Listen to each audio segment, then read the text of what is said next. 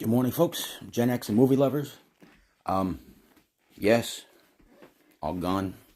All gone. Turning 49 next week.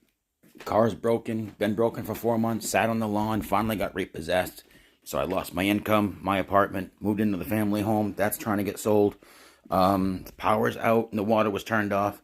So yeah, I'm resetting my life on foot power, starting at McDonald's soon. Want fries with that? I'm still here. I'm still here. Until God throws a shovel full of dirt at my head and I don't get up, I'm still here. And until then, this story is either going to be that thing that saves my life or it's going to be the thing that drives me mad when I finally die. But more on the story. This is another character from my bigger monsters. So we're going to talk today about the monster of care.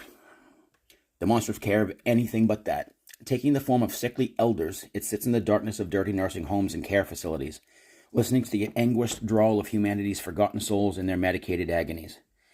This monster embodies the reminder of those sharing a room, taking form as a frail and neglected, spewing and defecating on itself, the moaning and drooling proof that help is not coming. When humans find themselves in the magical torment of this monster, he presents himself as the worst-case scenario of what could happen to them, and how they could be dismissed, soiled and smelling, clothing drying on their weakened bodies. The darkness of magic he resides in stretches nights into pained eras, the clock ticking slower, the medication that blocks pain being held at bay.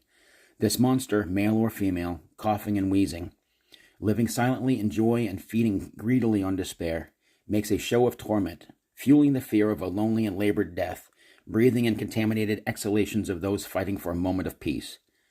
These people are here for various reasons, their lives bringing them to the culmination of this exhausting and empty death. Maybe they mistreated their family and were deposited here, or they live with comfort but held no joy, outliving their family and having no support, becoming wards of the state, names on paperwork, bodies in uncomfortable beds.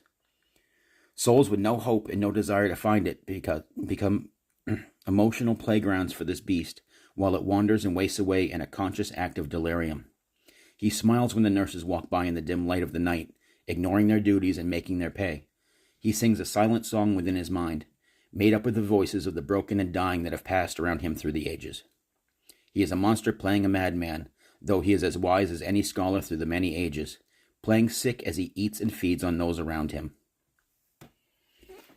That's kind of rough. Dying old, alone, and forgotten and in pain, and something next to you has found you and it feeds on you. Your whimpers and your pain, just food. New monster. Next.